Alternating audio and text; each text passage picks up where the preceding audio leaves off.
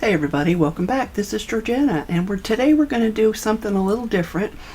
I was watching Gina K a while ago on her live video, and I don't know if you know who she is. I think most of you probably will, but she is this fabulous card maker who's been around forever. I believe she started with Stampin' Up, and then due to some restrictions that make it difficult to grow your own business if you want to use other products and such, and I might be wrong, forgive me if I am, she kind of branched out on her own and now has her own product line of everything from inks to papers to stamps, you name it, even machines. So the reason I think you might not be familiar with it, or if you're strictly a Cricut user, you wouldn't really have a lot of reason to know who she is, I guess. But I've been watching her for a while off and on. She's one of the many people that I follow. And I just happened to catch her live today where she was using her Master Layouts, which are a series of dies that help you create card fronts quickly and easily. And she pointed out that those measurements for those dies are on the website. So essentially you can go grab those measurements yourself and recreate those dies in Design Space and have yourself a really quick file layout or cut file to put together some quick cards if you need or want to. Now, the only thing I would say about that is this is Gina's intellectual property, I guess is the way to say that. So even though you could certainly duplicate this and use it for yourself, what I wouldn't do is sell it, like sell memberships where you offer all of the designs you create for a fee, or put them on Ko-Fi or any of those other websites, because it is somebody else's intellectual property. And I just, I don't want anybody to get in trouble or misunderstand. I know a lot of people don't fully understand how that all works, and honestly, neither do I. But I do know that we're taking her measurements from her website to create these quick cut files from her master layouts. And I hope she's okay with that, because that's what we're going to do next. Last week we featured Clump and Stampers and some of their quick layouts. This week we're going to do some of Gina's. So we're going to start with file number 1, and let me see if I can pull that up real quick. Or not file number 1, but layout number 1. Alright, for some reason I couldn't get my video software to do what I wanted it to do, and so I just decided rather than struggle with that, I'll just do a print screen since I couldn't get the interface to work between the website and my laptop. But here is a screenshot of what her Master Layouts 1 looks like, and you can see it's pretty simple. It's just a standard card base, probably the 4 1/4 by 5 1/2. The good thing about these is with Cricut you can always resize them, so that's great. Then we've got a matting layer, the base, then the top layer, and then you've got a couple more shapes with layers. And so if you scroll down, which in my case I am just going to push that behind there, you can see she's got the measurements of all the rectangles and the scalloped oval and the ovals. Now, if you do not have Access subscription, you cannot access a scalloped oval, but we can try and make one of our own. So let's go ahead and put these in real quick. This is just kind of a real simple basic tutorial for usually newbies or just people who are still a little uncomfortable with Design Space. Well, we're going to show you how to do this. So her first rectangle is 3 3¾ by 5. So let's go to Design Space. If I can find it, there it is. And you know what, I'm going to have a hard time here. Let's see, trying to flip back and forth between. Alright, here we go. So first of all, we're going to need our shape. And we know we're going to use the square, which will turn into a rectangle. And she also uses an oval, so we'll go ahead and grab that as well. And to make some scallops, we might want this circle here. Don't know yet for sure, but maybe. So I'm going to change the color of these because that is just so stark. Let's go with a medium gray. Who am I kidding? I like the blue. Okay, so our first one And you know what? We're just going to copy that because we're going to need several. So we're going to make one, and according to her measurements, it's 3 3/4 by 5. So we're going to unlock our proportions key right there, and 3 3/4, so 3.75 by 5. So that's one base, and I think she put hers in black. So let's go. Well, I hate to do that though. We'll just make it a darker blue. Okay, so then we need another one that's going to be a little bit smaller, and I'm going to send this to the back so it stays out of the way. And so this next one is going to be 3.875. Oh, I've got them backwards. Okay, 3.875 by 5.125. So again, we're going to unlock, and actually it's the width, 5.125 by 3.875. And I did that backwards. Well, you know what? I'm just going to cheat and rotate it. There we go. So this is actually the one I want to be darker. I like the darker color in the back. We'll put the lighter color in the front. And now I want to send this one to the back. And we can select both of those and center them. Align, center. So this gives you about an 1/8 inch border. If you want that to be different, of course, you just change your measurements up here. So then the next one we have are the thin rectangles, and that's 1.625 by 3.875. So I'm going to duplicate these because they're in the colors that I'm going to reuse, and then I'll just resize them. So this one is going to be, what did I say it was? 1.625 wide,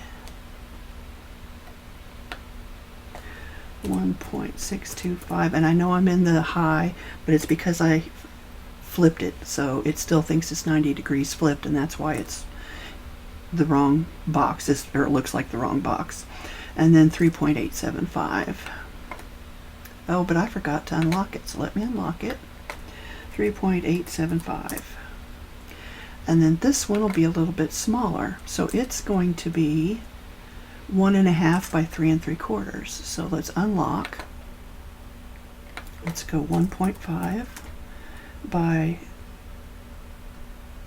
3 3/4. And those should layer together nicely. Looky there. So I'm going to align and center. And I'm going to group them, just because that way I don't have to worry about moving them out of alignment. Alright, so there's your two basic squares and rectangles. So then she's got the oval and the scalloped oval. So the oval measures 2 1/4 by 2 it's 2 1/8 by 2 7/8. So let's go and make this 2 1/8. So 2.125 by 2 7/8.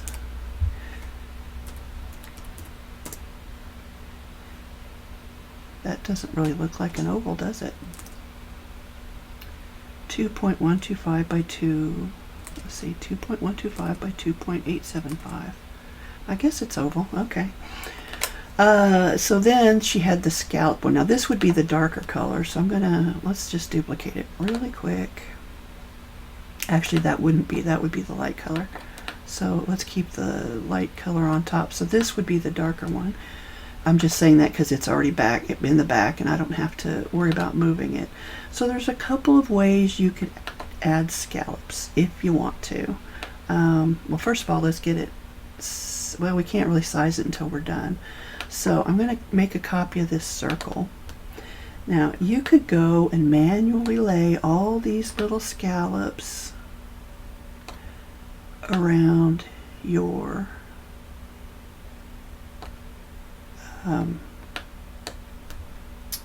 around that oval,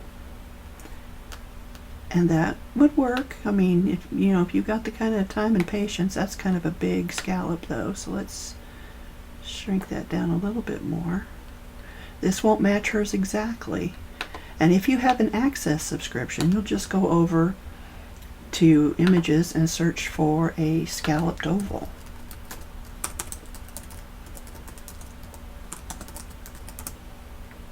There you go. So that's much easier if you have a subscription. If you don't, that changes things. However, you could pretty easily make something like this, where they've just added a few bumps here and there.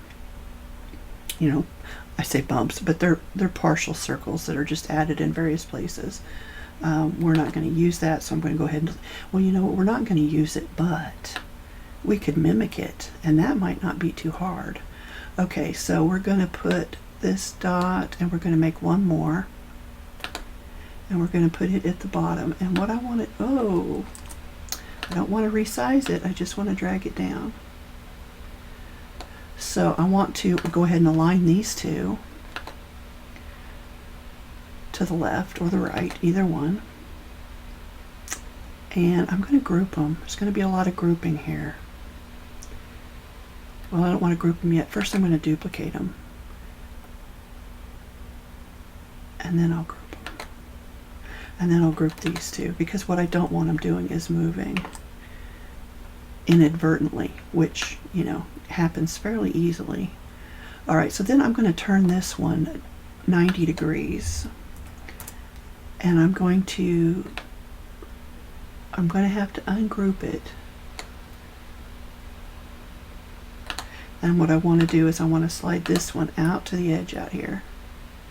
Now this may be a little confusing because I've got one going portrait and one going landscape.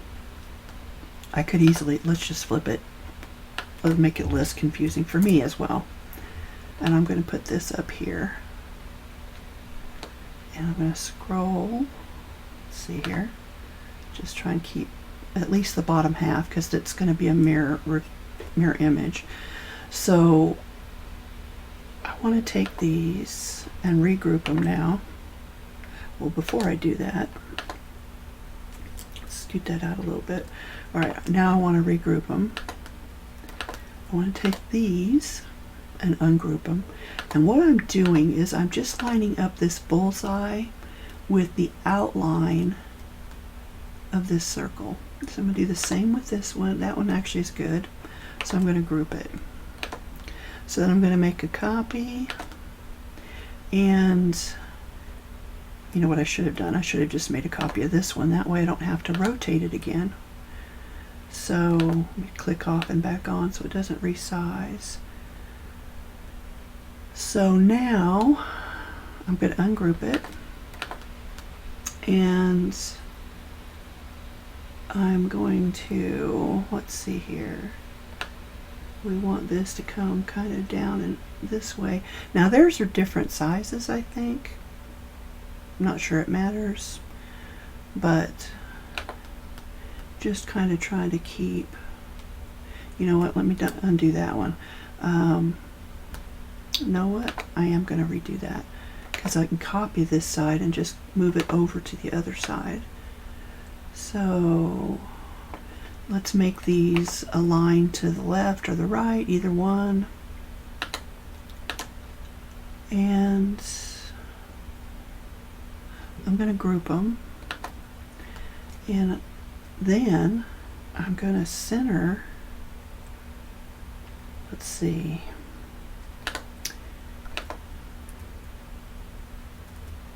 I'm not going to center anything yet. Let's just do it like that. So I'm going to erase this one or delete it. I'm going to make a copy of this. I'm going to drag it over here, and I'm going to align it at the top. And I'm going to group those. And then if I can grab these ones here that are underneath it, and what I'll do is I will align and center, and then I can group those as well. But before I do that, I'm going to make a copy of this one.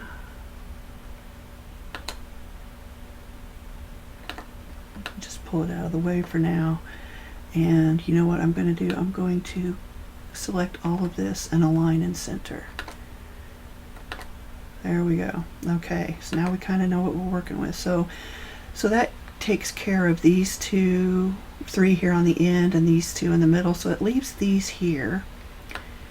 And those are definitely shaped a little different. So ungroup. And then I just really want to slide this one in a little bit. I don't know how far. Okay, well, let's see if I can now group those back together. It's really not quite shaped the same. This looks more like an oval to me, but that's okay. We don't need to duplicate it exactly, but we could if we wanted to make that an oval. So, but I think I like it better like this. So let's go ahead and, I think those are grouped. Yeah, and let's copy it. And we're going to move it down here and select that one again, and we're going to align to the left. And then we're going to select it all and center it. And that's, ooh, that didn't work because I didn't group those. So that's grouped and that's grouped, but I need to group them together. Okay. So now we'll select them all, align and center. There we go. So now let's weld it and see what we got. Well, that's not bad, is it? I kind of like it. It's not a scallop, but again, you could spend all day making a scallop, and the easiest way to do that would have been to start with a circle. I'm going to delete this one now, but you can see it's similar. It's not exact, but it's similar. The easiest way to make your scallop edge, let's go ahead and zoom out. I've showed this before in some other videos where some of my mandala videos. So I'm going to pull this up. So to do the mandalas, what you're going to do is, let's come down here where it's a little cleaner. So you're going to make a copy of this. You're going to want to line them up however you like it. Let's align to the left or the right, and we're going to group it. And then we're going to copy it, and let's turn it, let's try 20. That's too far. So we're going to do 15. There, they're connected. So we're going to group that again and do 30. And we're going to group that again, or duplicate that again, and we'll make it 45. So basically you need to work in increments that are evenly divisible into 360. So we're going to duplicate again, and we're going to go 60. Duplicate, this takes a minute, 75. Duplicate, 90. And let's just go ahead and do align and center. So you see it's starting to get there. So then we're going to duplicate this one, and we're just always adding 15 to the last number. So duplicate, and this will be 105. Duplicate, 120. Duplicate, 135. Duplicate, very repetitive, 150.